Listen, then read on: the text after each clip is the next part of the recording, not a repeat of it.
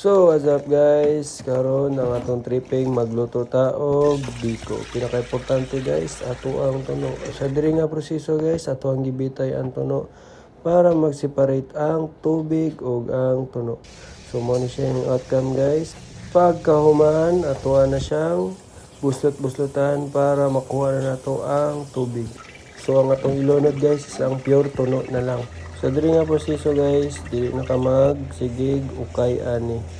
Kay pure tuno na lang. Dali na lang makuha ang iyang lunok. So, karon guys, mo ni ang lunok, mo ni siyang ginabutang nga topping sa babaw. Pagkauman, butangan asukal, kinugay, ato ang ukay-ukayon. Pagka mag-ukay-ukay guys, ato nang ibutang atong nilungag na pilit.